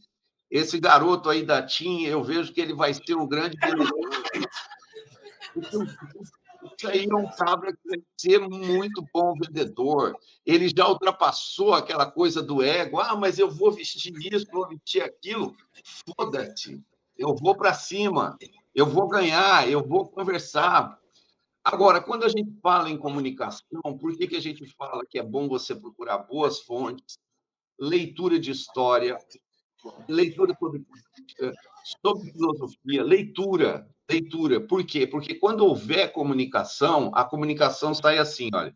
Eu penso aqui, dessa cabeça pelada, eu decodifico isso em palavras, ponho numa linha, eu emito um som que emite uma vibração, essa vibração vai pelo microfone, é codificada, decodificada, e essa informação chega no seu ouvido, que tem uma capacidade de reconhecer a vibração, passar para o cérebro, colocar a linha de palavra e ir no seu banco de dados. Por isso que a leitura é excelente, o espírito crítico, a leitura. Por quê? Porque a comunicação acontece desde que você tem alguma coisa dentro da sua cabeça. Porque se não tiver nada, você fica vítima da narrativa. A narrativa, ela só quer individualizar você, te usar para qualquer assunto, para qualquer guerra psicológica que estejam eles promovendo. E o fundo disso é sempre roubar a sua terra, roubar o seu petróleo, roubar seja lá o que for. Tirar a sua alma, a sua essência, te individualizar, te usar, te colocar dentro do sistema. É mais ou menos um The Wall. Se alguém conhece a música The Wall, é isso, formatar. Eles querem formatar você o tempo inteiro, constantemente, né? E com todo tipo de distração. Então, era isso que eu tinha para falar sobre comunicação e esse tipo de coisa. Se alguém tiver mais perguntas... Deixa eu recomendar para a moçada, que eu não sei se é hábito hoje em dia, tem leituras, né? Aproveitando aí o gancho do Renato, né? Leituras de clássicos, os clássicos russos, Dostoiévski, Tolstói, Gogol, Gorky, são espetaculares. Tem livros que podem parecer chatos para ler, assim, sem entrar neles, depois que tu entra, é um universo espetacular. Esses clássicos russos são fabulosos. Recomendo. Sim, é praticamente uma terapia gratuita, né? É, claro, ele te dá um retrato de todo o panorama psicológico e sociológico também da vida, de tudo. É muito interessante. Os caras são geniais, sem dúvida. Sim. Eu gosto muito de leitura, por isso que eu recomendei. Eu gosto. Eu já fui viciado em comprar livros. Comprava 3, 4, 5 livros por semana e tal, e juntei uma biblioteca. Aí, de repente, um negócio não deu certo, tive que mudar de casa, joguei todos os livros fora, doei, entendeu? Aí eu visualizei isso em 2006, 2007. Eu falei, o negócio é ter os livros do computador. Eu tenho praticamente 80 gigabytes de livros de tudo quanto é tipo de assunto em humanidades, 80 gigas. E isso me fez despertar para uma coisa. Quando eu olhava todo esse conhecimento, eu falei assim, porra, eu preciso umas 10 vidas para ler tudo isso. Eu estou errado em alguma coisa. Foi quando eu fiz as pazes com essa ansiedade de saber, de conhecer, de ter que saber tudo. Isso faz parte da minha natureza, porque eu fui uma criança que, desde que tive acesso a pôr a mão em qualquer coisa, eu era de desmontar tudo para ver como funcionava. E eu levei esse espírito para dentro da lei. Eu tenho que decifrar tudo. Mas vem uma parte muito importante, que é a seguinte: chega uma hora você vê que você precisa de 10 vidas para saber tudo. Aí eu comecei a fazer leitura rápida. As pessoas não aconselham muito, mas eu aconselho. Passe o dedo, vire, passe o olho, passe o olho, passe o olho. Porque depois eu desenvolvi uma coisa chamada dedo podre. Quando um assunto rola assim e eu não estou a par, eu corro na minha biblioteca, que eu li ela rapidamente, e vou com o dedo podre lá, falar, eu sabia sobre isso. Eu estava certo. Ou, se não, aquilo que eu assumia que eu sabia, quando eu li um livro de novo, e ler um livro de novo é completamente diferente, ele te traz muito mais insight, né? Você passa o dedo lá e fala, eu pensava dessa forma, mas desenvolveu. É uma aventura, é uma aventura. O que eu convido para vocês é que vocês se aventurem também, se aventurem na leitura, em tudo aquilo que você gosta, até o que você não gosta, para compreender, e é assim que funciona. Mais alguma pergunta? Olá, vamos lá. Alguém quer fazer mais perguntas, por favor? Tá com vergonha? Mas não, a gente... chegaram mais alunos do segundo ano agora. Vão ter que depois. Vamos lá. Não tem problema. Aumentou o público. Alguém mais quer fazer pergunta? Nós temos Alzheimer, a gente não lembra o que falou mais, não, gente. Exato. Então vamos lá. Para a gente encaminhar o encerramento, né? Eu queria fazer uma pergunta para cada um dos amigos, né? Para o Moacir, assim, qual foi o invento assim mais fabuloso que você já fez? Ou você está trabalhando uma ideia aí extremamente que você está labutando numa coisa assim bem sofisticada nesses tempos aí?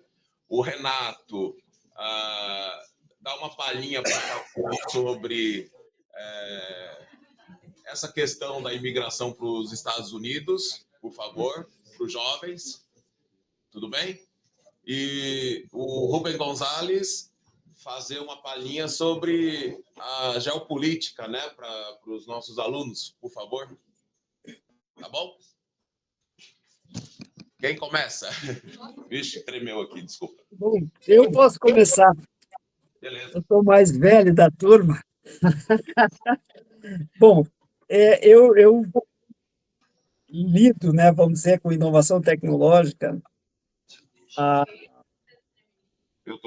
uns 30 e tantos anos. O Brasil é muito complicado.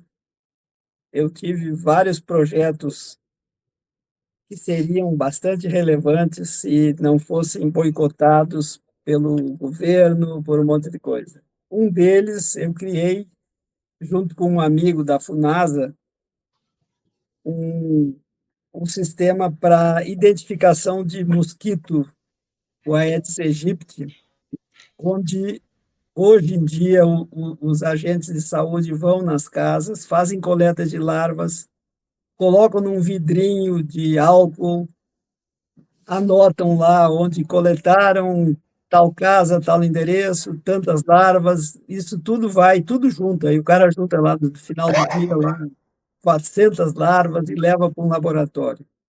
Chega lá, o sujeito analisa uma por uma, ou claro que não uma por uma, as 400, ele faz uma amostragem e vê, olha, tem tantas larvas de Aedes aegypti, tantas larvas de outros mosquitos lá, não importa os outros, o que importa é o Aedes. Aí tem lá os gráficos, onde, dependendo da posição da curva, né, que é traçada a partir dessas análises, eles definem uma linha de ação, ou vai ser fumigação, que é largar o tal do fumacê, aquele no lugar, fazer campanha de educação, e mais uma série de medidas preventivas, vamos dizer. Só que esse processo ele leva 45 dias em média, desde a coleta da larva até a tomada de ação pelo governo. Em 45 dias, uma mosquita, né, que é a fêmea que põe os ovos, o macho só fecunda, enfim, dá alguns milhões de mosquitos. É uma progressão geométrica assim espantosa do quanto eles se proliferam. Claro que a maioria não vinga porque tem os predadores naturais e tudo, mas não importa o caso. Então, nós criamos um dispositivo, chegamos a produzir algumas máquinas na China, em parceria com uma empresa, onde o agente chegava numa casa qualquer, dava lá um start no equipamento, e ele automaticamente lia as coordenadas, colocava num mapa, e já tinha o endereço, a ficha do imóvel completo naquelas coordenadas. Aí o agente coleta a larva, coloca lá no lugar. Colocou lá, ele fazia uma fotografia com grande aumento e ia para um software de reconhecimento de imagem e dizia se aquilo era a Aedes ou era outra larva, porque cada larva dessas eles têm características morfológicas diferentes.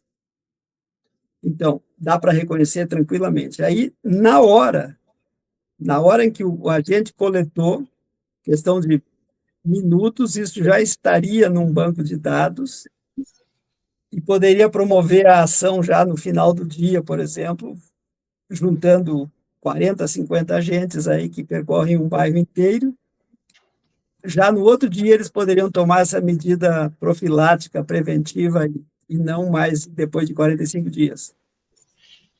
E o que aconteceu é que a empresa com a qual nos associamos para desenvolver esse projeto todo, o cara era uma empresa de tecnologia de informação, de TI, ele enfiou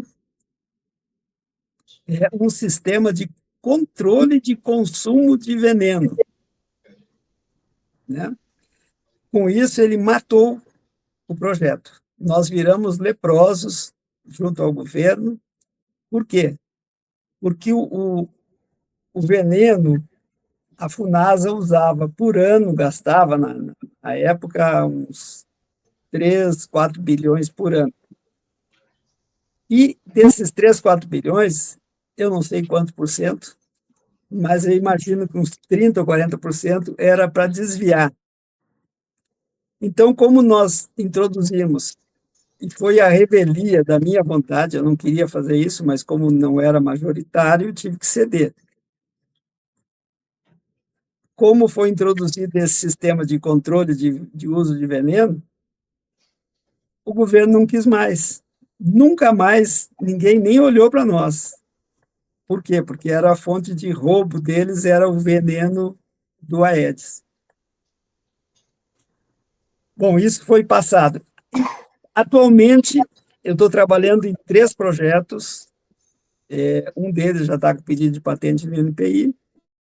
É um sistema de monitoramento de deslizamento de encostas para prevenção de acidentes desses que de vez em quando ocorrem aí, ou todo ano ocorrem centenas de deslizamentos, muitos com morte, com perdas materiais. Não sei se acabou, né? Parei, já, só um momentinho.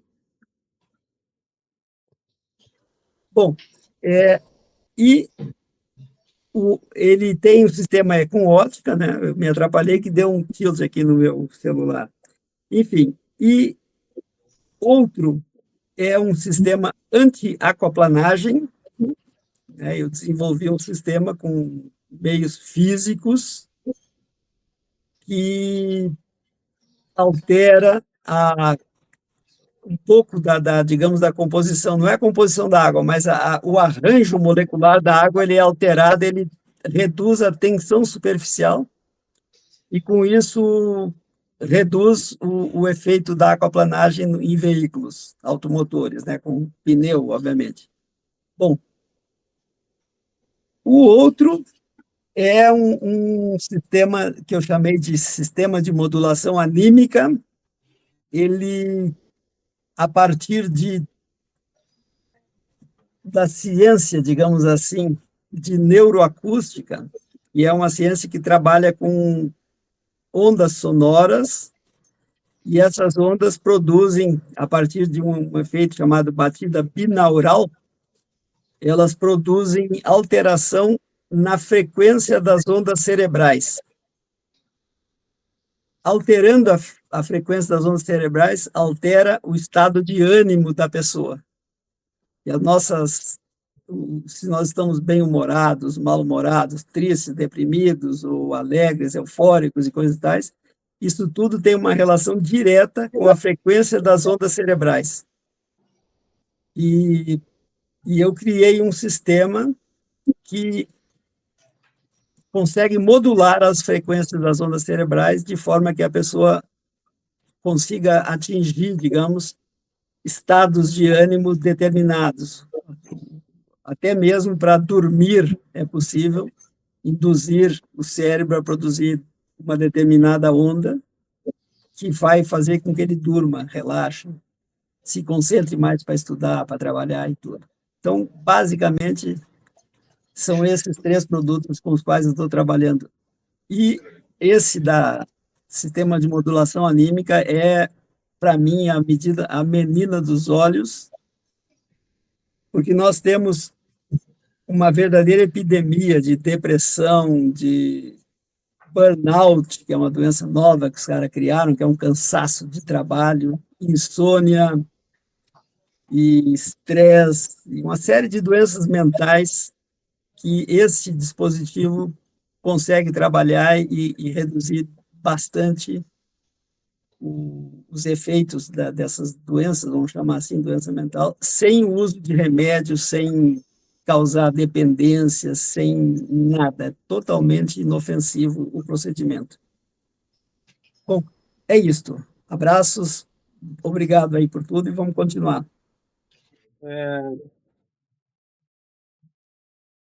Então, vocês podem observar uma coisa, né?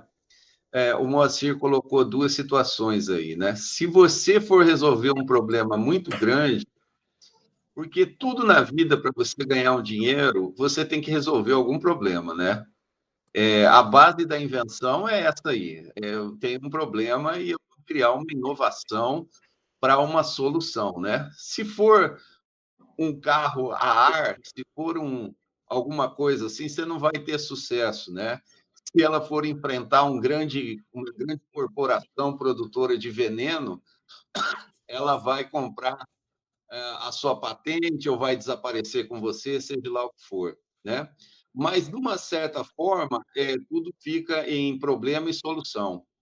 Eu dedico minha vida agora a solucionar problemas de pessoas que compram um apartamento Minha Casa Minha Vida, ou fazem uma casa num condomínio, e eu vou lá e ponho móveis. Eu visito a pessoa, meço o ambiente, desenho no computador, apresento para o cliente, modifico o projeto, ajusto isso, faço preços, fecho negócios, vou para a marcenaria, compro o material, coloco na mesa, pico, corto, fito, ajusto, chamo alguns companheiros, vou, instalo e resolvo o problema da pessoa. Eu aconselho esse ramo, ele tem dinheiro nisso e ele é multifacetado. Você pode ser um excelente designer de móveis, você pode ser um excelente marceneiro e trabalhar em cooperação, e você pode resolver problemas na sua cidade com isso aí. É uma boa maneira de ganhar vida. Agora, o Renato me instigou a falar sobre Estados Unidos, né? Olha, eu não saí do meu país por ganância. Eu queria ficar rico, eu fui atrás do pote de ouro, ou qualquer coisa nesse sentido. Eu sempre mudei porque eu estava fodido. Alguma coisa estava errada e eu tinha que dar um jeito. A primeira vez que eu saí do Brasil, em 91, eu era recém-casado, eu já tinha meus 2 filhos, um nasceu em 87, a outra filha nasceu em 89. E teve um presidente da República aqui que pegou o dinheiro de todo mundo e deixou na conta só R$ 50. Vocês ouviram já falar nessa história ou não? Fernando Collor. Isso. Então, eu vivi na vida com um aluguel para pagar, 2 crianças, nada de serviço. Eu sempre fui vendedor. Nessa época, eu era vendedor de óleo de soja para supermercado. E não tinha saída. Os clientes desesperados, todo mundo em pânico. Teve gente que se matou, efetivamente se matou, entendeu? Como é que você pode ter 1 milhão de gente para pagar compromisso e ficar com R$ 50 na conta? Aí passou um amigo em casa e falou assim: vamos trabalhar nos Estados Unidos. Está cheio de trabalho lá. Falei, eu quero saber de uma coisa? Falei com a minha mulher, olha, eu vou lá e trabalho um ano. Você aguenta as barras aí que eu mando dinheiro, né? Olha, são meus amigos, é isso que está acontecendo. Fizemos uma reunião, eu tirei o passaporte, falei, se sair o visto, eu vou, e saiu. Então, eu passei um ano nos Estados Unidos de muito aprendizado. Quando você sai da sua cultura, é tudo diferente. Você não fala a língua das pessoas, você vai trabalhar de empregado, você vai fazer o que tiver que ser feito, entendeu? Então, eu cheguei naquele país sem falar uma palavra, embora a gente tenha estudado esse inglês de escola, tudo, mas não sabia, não conseguia entender o que aquele pessoal falava. Eu só sei que eu desci em Nova York, a gente fez uma equipe de 9 pessoas, 9 brasileiros, e descemos de Nova York para o Mississippi, porque era inverno, estava nevando, e no Mississippi não neva. Então, nós fomos plantar pinho. Plantar pinho. Eu falei, eu planto, né? Você pega uma bolsa, calça uma bolsa, coloca 1.000 árvores pequenas atrás e você sai igual num campo de guerra plantando. Eu viajei os Estados Unidos, do Mississippi até o Maine, o Maine é como é o Rio Grande do Norte dos Estados Unidos, nessa pegada, andando em equipe, depois saí dos brasileiros, me juntei com os mexicanos e fiz essa aventura. E eu mandava o dinheirinho para casa, né? Tal, tudo certinho e tal, né? Quando meu pai me ligou e falou, Renato, voltou ao normal, tá bom. A primeira coisa que eu fiz foi pegar o visto e voltar. Mas eu voltei já com um idioma, porque eu larguei de brasileiros e fui com americanos, mexicanos, eu peguei os idiomas, né? E voltei para o Brasil, feliz, contente, minha família, tudo, levei tudo certinho, né? E depois teve um presidente da República que decidiu que a coisa era privatizar tudo. Em 99, 2000, eu tinha escolas de idioma, franquia, sabe, de escola de idioma. Eu tinha professores, tal, esse tipo de coisa. Eu tinha 400 e poucos alunos na escola, né, matriculados. E os alunos eram da CPFL e da Telesp. Pais, filhos, a cidade muito bem estruturada, e eu trabalhava praticamente para essas empresas, né? E com a privatização, a primeira coisa, quando o pessoal que comprou chegou, que foi a Enron dos Estados Unidos, comprou a CPFL, a Telefônica virou a Vivo, né? Comprou a primeira coisa que eles foram foi pedir todo mundo, aposentar, mandar um para cada lado, e de 400 alunos eu fiquei com 80. Eu não pagava a conta do ar-condicionado, eu não pagava nada, não tinha condição de sobreviver mais. Aí, como eu estava com filhos pré-adolescentes, e eu vi que eu não ia conseguir dar a educação que o meu pai e minha mãe me deu, eu, de novo, peguei um passaporte e fui para os Estados Unidos, em 2003, né? Aí, quando entrou o Lula, eu não votei no Lula. Eu passei todas as agruras do Fernando Henrique Cardoso com essa onda de privatização, país de joelho para o FMI, e eu toquei para os Estados Unidos. Aí eu tive uma experiência maior, eu fiquei 10 anos, né? Vivi uma vida lá. O que eu posso dizer para vocês é que é muita ilusão, muita ilusão. Uma coisa você tem que separar: o governo dos Estados Unidos, o império que eles se transformaram depois da Segunda Guerra. Isso é uma coisa. Povo é povo em qualquer lugar. Tem que levantar, trabalhar, fazer acontecer, esse tipo de coisa. Tirando algumas tonterias como carro, a casa não tem calçada, tudo se resume a mesma coisa que aqui agora, do jeito que a gente pagar conta. Pagar conta, pagar conta, pagar conta. Basicamente, há oportunidades lá, sim, houveram, eu aproveitei. Eu ganhei meu visto, nunca faça nada ilegal. Nunca faça nada ilegal. Eu ganhei meu visto. A primeira vez que eu fui nos Estados Unidos, eu fui na imigração e falei, olha, eu vim aqui a passeio, mas esse cidadão aqui tem um emprego para me dar. Aí os caras falaram, o senhor vai dar um emprego para ele? Dou. Toma aqui uma autorização de trabalho, que era um cartãozinho, que futuramente podia me dar um green card. Mas eu joguei fora, voltei para o Brasil. Quando eu fui a segunda vez, também eu tirei o visto H1B. H1B é trabalhador especial. Qual era a minha especialidade? Eu falava 3 idiomas, era um excelente vendedor. Eu fui trabalhar no ramo de tecnologia como trader.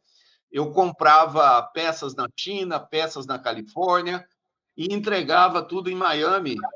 E ali os contrabandistas, porque os brasileiros eram tudo contrabandistas, ninguém queria pagar imposto. Então eles faziam mala de memória de computador, processador, notebook.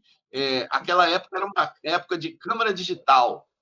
Quando apareceu a câmera digital, cartãozinho de memória, e a gente socava isso para baixo. Nós vendíamos lá legalmente, como o cara ia enfiar no Brasil, pouco nos importava. E assim foi. E eu fui obrigado a ficar nesse emprego com um pagamento muito ruim pela legalização. Pude levar a minha mulher, pude levar meus 3 filhos, né? Porque o último chegou no ano 2000, o Gabriel, ele tem 25 anos, e fui para lá legalmente, trabalhei legalmente. Fato para mim, não existe diferença entre Brasil e Estados Unidos, a não ser que o governo de lá é colonizador e o nosso governo aqui é de colonizado. Não importa a figura que você ponha, de esquerda ou direita, a influência governamental deles sobre nós é massacrante. É para impedir que o Brasil se desenvolva. Nós somos um país muito, muito, muito, muito mais rico do que eles. Vocês não têm ideia do que é o Brasil comparado com os Estados Unidos. Eu descobri isso andando na floresta. A fauna deles se resume a 2, 3 tipos de veado, alce, 2 tipos de urso, tatu, lobo e raposa. E coelho. Tem coelho para dar com pau na mata. Né? Também estão limitados. Comparado com a gente, não existe. A nossa biodiversidade é assustadora. O que nós podemos resolver de problemas no mundo só com pesquisa científica na Amazônia, com elementos, com tudo que você possa imaginar. Até pessoas que vivem na Amazônia não têm contato ainda completamente com o mundo exterior. A riqueza do Brasil é muito grande, mas a disparidade ela é governamental. É essa diferença que tem. E nós somos submetidos a um pessimismo, a um colonialismo massacrante. Massacrante, massacrante. É isso que eu posso dizer de uma pessoa politizada que esteve lá fora e voltou. O que compensou eu sair daqui quebrado, fudido. Quando eu consegui sair do ramo de venda de peças de computadores e esse tipo de coisa, que eu conquistei a minha liberdade com um segundo empregador meu, ele falou, não, Renato, você faz só a manutenção na minha casa, eu entrei para a construção civil. Eu fui fazer o que o meu avô me ensinou aqui. Meu avô, com 8 anos, a minha mãe me mandava ir trabalhar com meu avô, que era pedreiro, eu virava massa para ele, né? Ele vinha buscar, porque eu não tinha força para pegar uma lata de massa, e ele levava a massa pronta para trabalhar de pedreiro. Isso aí foi fundamental na minha vida, foi uma mudança incrível. Lá eu passei a trabalhar com construção e tive uma vida provavelmente de classe média lá. Meus filhos estudaram, meu filho mais velho chegou à faculdade de arquitetura, mas depois, como eu, ele abandonou na metade e ele é gerente de uma grande empresa, inclusive do que eu faço, que é móveis planejados. Ele é gerente de contratação, supervisor de projeto e todo esse tipo de coisa. Ele está muito bem. Minha filha tinha o talento de jogar voleibol na escola. Ela ganhou bolsa para faculdade de medicina. Durante 2 anos ela pagou a faculdade, 3 anos ela pagou a faculdade de medicina jogando voleibol. Teria condição de dar uma faculdade para ela, é todo mérito dela. E depois ela pegou o FIES de lá para terminar a faculdade. Também está muito bem, né? E o mais novo subiu agora esse ano. Ele subiu esse ano, recebeu o Green Card, está começando a vida dele lá, numa cidade, sozinho, está enfrentando aquilo que eu já enfrentei, né? Mas, de uma certa forma, é traumatizante você deixar sua família, enfrentar outra cultura, é gratificante também, mas você nunca deve vender a sua alma, você nunca deve ser colonizado. Você tem que realmente avaliar tudo como o Rubem falou, como o Moacir falou. Tudo se resume na relação entre as pessoas, na conversa, no olho, na oratória, no saber querer as coisas, entendeu? E tudo se abre para você.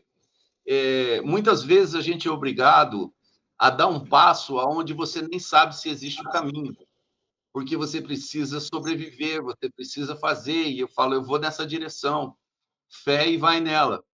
Agora, se alguma coisa está errado, reavalia e dê um passo atrás. É tudo mais ou menos assim, entendeu? E não tenham ilusões com relação a outros países. Nós estamos caminhando para a multipolaridade. A multipolaridade, essa transformação, vai demorar aí talvez uns 20 anos para terminar. E cada um no seu quadrado. Cada um faz negócio um com o outro, mas uma potência imperialista, como a gente está vendo ela cair agora, os Estados Unidos estão entrando em decadência, a Inglaterra, a Europa, eles estão provocando guerras em todo quanto é lugar, estão provocando guerra na Venezuela, guerra na Ucrânia, guerra no Oriente Médio, porque eles não têm mais como impor a narrativa dele. Veja bem, nós não precisamos nos preocupar com armas aqui, com nada. A guerra sobre nós é guerra de narrativa, é guerra psicológica. E o que o Rubem faz, o Moacir faz, o que eu faço, é justamente resgatar essa epistemologia, essa palavra é muito importante, epistemologia, organização dos fatos passados, principalmente os fatos positivos do Brasil, que são tão atacados. Nós temos exemplos no Brasil de Getúlio Vargas, que tocou esse país com 15 anos, fez tudo o que você está vendo aqui, tudo, Petrobras, tudo, ele fez tudo à base desse coisa. E os nossos dirigentes estão querendo entregar tudo para fora, e estão entregando tudo para fora para nos transformarem em escravos, entendeu? Isso vai passar, vocês vão tomar conta disso daí. A nossa obrigação aqui é mencionar os pontos positivos da nossa história, que são atacadas pela esquerda e atacadas pela direita. Beleza, pessoal? Eu vou ficar por aqui, espero que a gente tenha mais lives aí com o Renato, que vocês queiram participar. Existem formatos de live do qual o Renato pode desenvolver e vocês fazerem live, cada um dentro da sua casa, e a gente trabalhar junto, tá bom? Existe um projeto que o Moacir falou, que trazer vocês para o grupo. A gente quer sempre manter conectado, fazer novos amigos e somar. Eu vou ficar por aqui porque eu tenho realmente madeira para picar. Tá bom? Tá bom? Um abraço, então. Muito obrigado.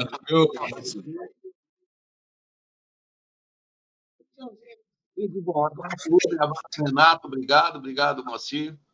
Renato, grande abraço. Boa sorte, viu? A gente vai falando. Falou. Bom, eu vou cometer uma indelicadeza com você. Às 9h30 vai bater o sinal do intervalo. Certo. E que horas são? São 9h29? 23, não, imagina. Então a gente é rápido, a gente consegue ser rápido, sucinto. Tá bom, desculpe, Não viu? tem problema.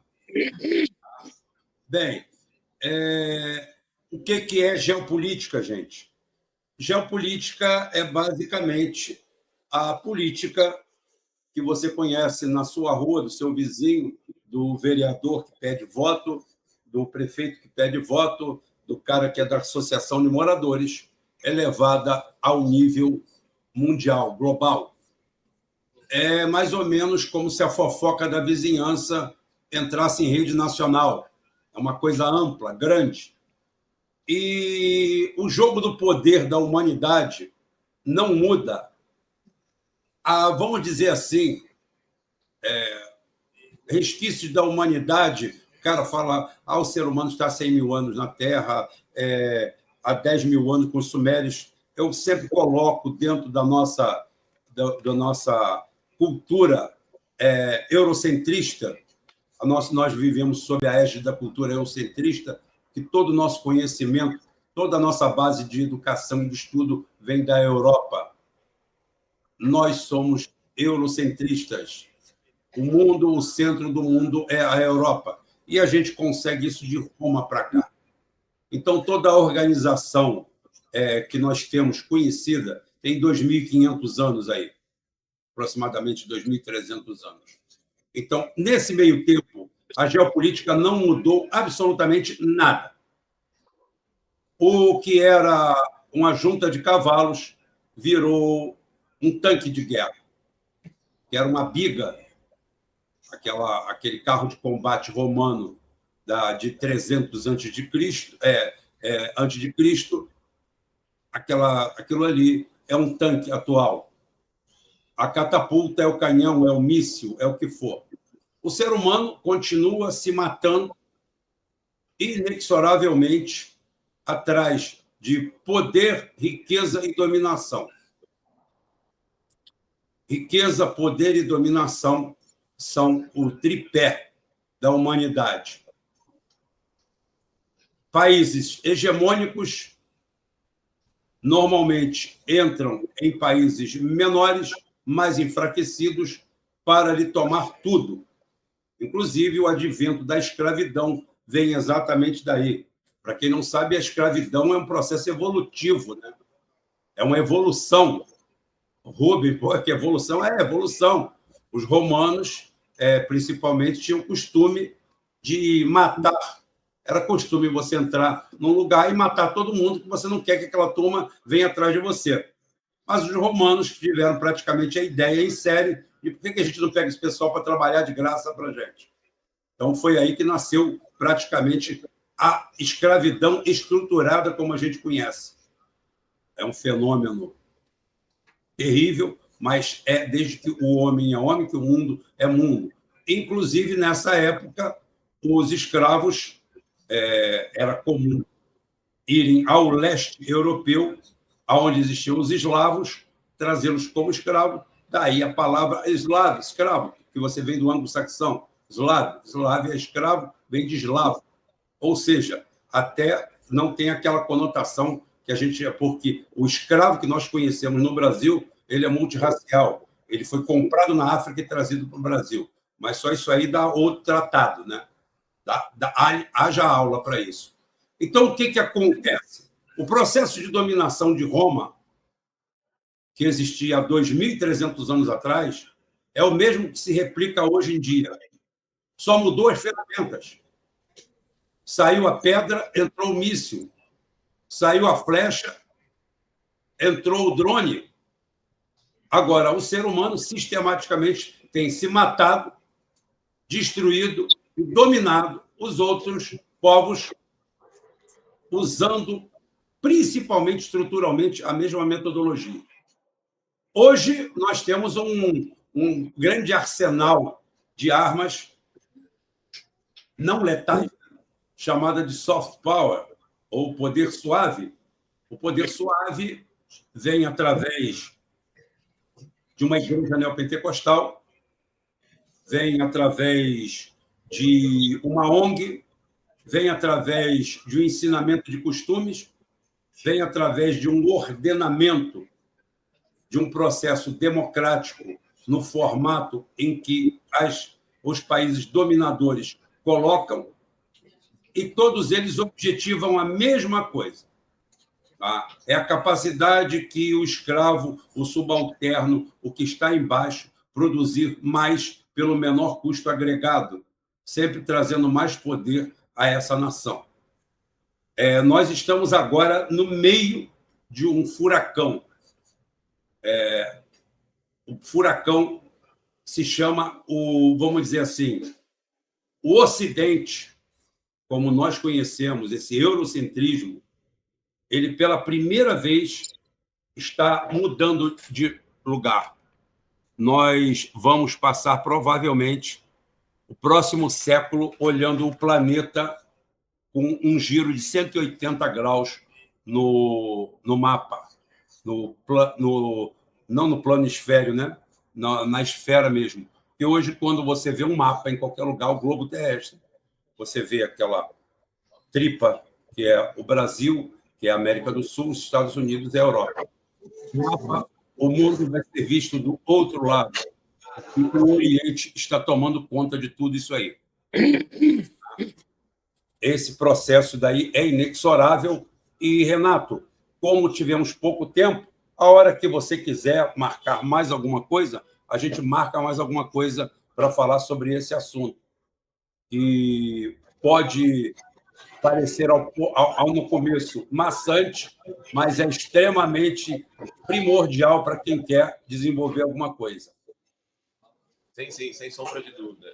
Eu super agradeço a participação de vocês, né? Foi uma aula magna que vocês fizeram aqui, sem sombra de dúvida, né? E a escola é assim, bateu o sinal, já era. Desculpa. Beleza. Deixa eu... A gravazione.